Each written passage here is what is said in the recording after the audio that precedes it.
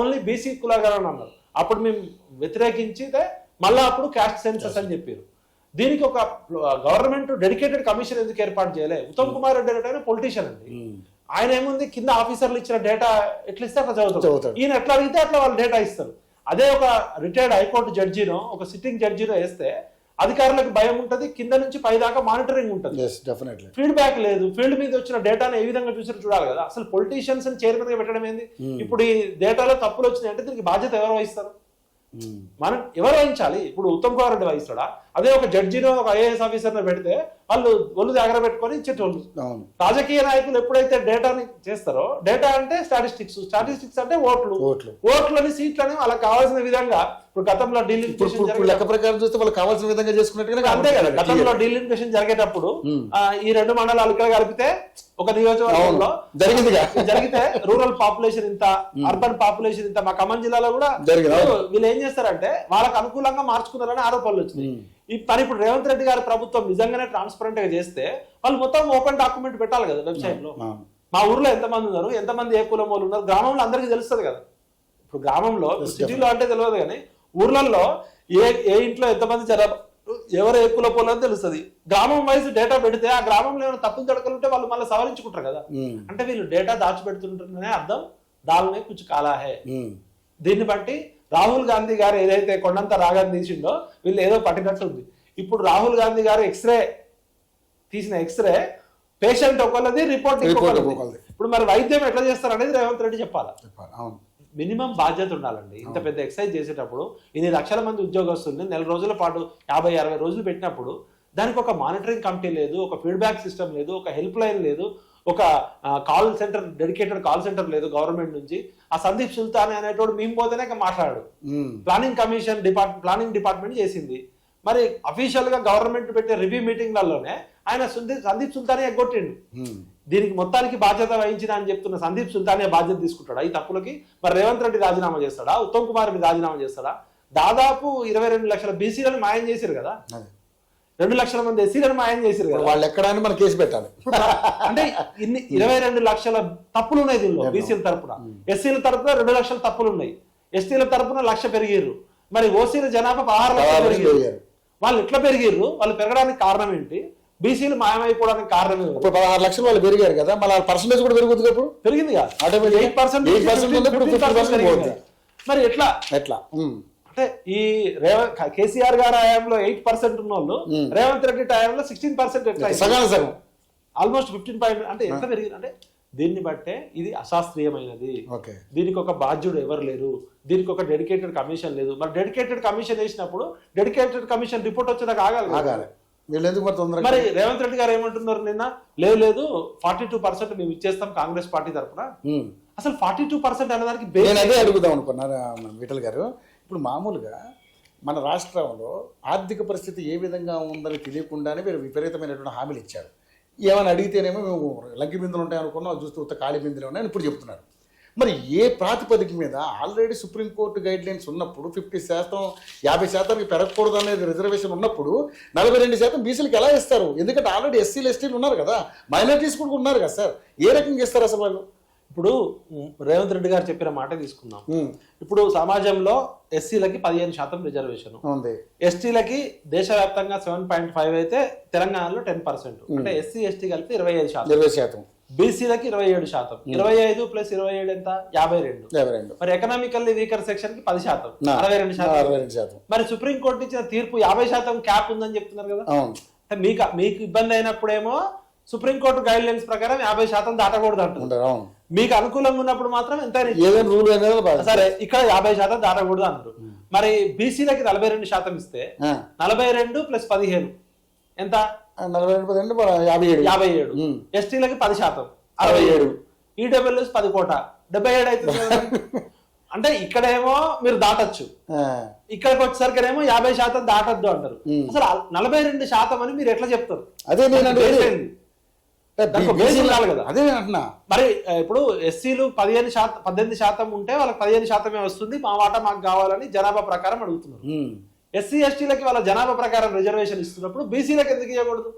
బీసీలు 50% ఉంటే 50%, 20% ఉంటే 20%. ఇప్పుడు ఓసీల దగ్గరకు వస్తారకే 10% లోపు ఉన్న ఓసీలకి ఎకనామికల్ వీకర్ సెక్షన్ కింద ఇచ్చారు. ఎకనామికల్ వీకర్ సెక్షన్ అంటే ఓసీలకని కాదు, ఆర్థికంగా వెనుకబడ్డ ఎవరైనా కావచ్చు, అంటే గరీబోళ్ళు పేదోళ్ళకి. అది కేవలం ఓసీలకి ఇవ్వడమే తప్పు. అసలు ఆర్థికంగా రిజర్వేషన్ చేయడం రాజ్యాంగం యాక్సెప్ట్ చేయదు. 9 మంది జడ్జీలలో 7 కొట్టేసారు గతంలో ఇందిరా సహాని కేసులో. అయినా కూడా మీరు బుల్డోజ్ చేసిరు అనుకుందాం. మరి 10% ఎస్సీ ఓసీలు ఉంటే 10%లో మొత్తం 10% పూరే ఉన్నారా? 10% ఓసీల జనాభా అనుకుందాం, బ్రాహ్మణులు, రెడ్లు, వైశ్యులు, వెలమలు, అగ్రవర్ణాలు. అగ్రవర్ణాలు 10% ఉంటే 10% టోటల్ పూర్ ఉండరు కదా. దానిలో ఒక 3% 4% ఉన్నారు. 3 to 4% ఉన్న అగ్రవర్ణ పేదల కోసం 10% రిజర్వేషన్ ఇస్తున్నావు. అంటే 5% లోపు ఉన్న ప్రజలకేమో 10% రిజర్వేషన్ ఇస్తున్నావు. 100 కాదు, 5% ఉంటే 5% ఇస్తే 200% రిజర్వేషన్ ఇస్తున్నావు. బీసీలు 55% ఎబో ఉన్నారంటే 27% ఇస్తున్నావు. వీళ్ళకేమో 50% ఇవ్వవు, అక్కడేమో 200% ఇస్తావు. ఎస్సీ ఎస్టీలది న్యాయంగా వాళ్ళ జనాభా ప్రకారం ఇవ్వడం జరుగుతుంది. అంటే దీన్ని బట్టి దేశంలో ఒక సమగ్రమైన విధానం ఉండాలి. లేదు అంటే ఇప్పుడు తమిళనాడు రాష్ట్రం ఉంది, తమిళనాడులో బీసీల జనాభా ఎక్కువ ఉందని చెప్పి జయలలిత గారు అప్పుడున్న కేంద్ర ప్రభుత్వంతో కొట్లాడి మా రాష్ట్ర ఆర్థిక సామాజిక రాజకీయ పరిస్థితుల ప్రకారం బీసీలకు అన్యాయం జరుగుతుందని చెప్పి ఆమె ప్రధానమంత్రి పివి నరసింహరావుతో కొట్లాడి 69% రిజర్వేషన్ తీసుకొచ్చింది. బీహార్లో 69% రిజర్వేషన్ వచ్చింది. ఒక సైంటిఫిక్ అనాలిసిస్ ఉండాలి కదా. బీసీల జనాభా 51% ఉందని రాష్ట్ర గవర్నమెంట్ చెప్తే నువ్వు 42% అని ఎట్లా అంటావు? మరి అంటే ఒక సైంటిఫిక్ అది చట్టం. ఇంకోటి రేవంత్ రెడ్డి గారు మాట్లాడే భాషలో మా కాంగ్రెస్ పార్టీ తరఫున మేము బీసీలకి 42% ఇస్తాము, మిగతా పార్టీలు కూడా ఇవ్వాలంటున్నాడు. ఏమన్నా భిక్ష వేస్తున్నారా వీరు? రేవంత్ రెడ్డి తన ఇంట్లో పండిన వంకాయలో కూరగాయలో తీసుకొచ్చి ఇస్తున్నాడా బీసీలకి? ప్రజాస్వామ్య దేశంలో రాజ్యాంగబద్ధంగా ఎన్ని తలాలు ఉంటే అన్ని తలాలకి వాటా దక్కాల్సిందే. సమాజంలో జరిగే సంఘర్షణ వాటాల కొట్లాట. ఎవరికి రావాల్సిన వాటా, ఎవరికి రావాల్సిన కోటా వాళ్ళకి రావడమే ప్రజాస్వామ్య స్ఫూర్తి. అదే కదా జనాభా ప్రకారం. రేవంత్ రెడ్డి ఎవరండి ఇవ్వడానికి, భిక్షం వేయడానికి? కాంగ్రెస్ పార్టీ దయదలిచి 42% ఇస్తుందట, మేము భిక్షం వేస్తున్నాం, మీరు కూడా భిక్షం వేయమని అడుగుతున్నారు. మరి దానికి ఎక్సైజ్ అంత ఎందుకు, జనాభా లెక్కలు ఎందుకు? మీ దయాదాక్షిణ్యాల మీద మీరు వేసే భిక్షం మీద ఆధారపడితే మరి రాజ్యాంగం ఎందుకు, ప్రభుత్వాలు ఎందుకు? మీరు రాజరికంలో ఉంచిస్తున్నారా? ప్రజల చేత ప్రజల కొరకు ప్రజలే పరిపాలించిన ప్రజాస్వామ్యంలో ప్రజల డబ్బులతో విర్రవీగుతున్న మీరు ప్రజాప్రతినిధులు ప్రజలకు ఏదో భిక్షం వేస్తున్నట్టు మాట్లాడుతున్నారు. ఇది ఫ్యూడల్ లాంగ్వేజ్. అది కేసీఆర్ గారు మాట్లాడినా, రేవంత్ రెడ్డి గారు మాట్లాడినా. అసలు ఏ బేస్ మీద ఇస్తారండి? మీకు ఒక సోషియో పొలిటికల్ ఎకనామికల్ డెమోగ్రఫిక్ డేటాని చట్టం చేసి ఆ చట్ట ప్రకారం సుప్రీంకోర్టులో కానీ హైకోర్టులో కానీ రేపు కేసు వేస్తే మీరు దయాదాక్షిణ్యాల మీద ఇస్తే కుట్టేస్తుంది. మీకు ఒక బేస్ ఉండాలి కదా, ఎంపెరికల్ డేటా ఉండాలి కదా. ఎంపెరికల్ డేటా ఏంటి? వాస్తవ పరిస్థితులని అధ్యయనం చేసి వాటి ప్రూఫ్స్ తో సహా కోర్టు ముందు ప్రూవ్ చేయాలి.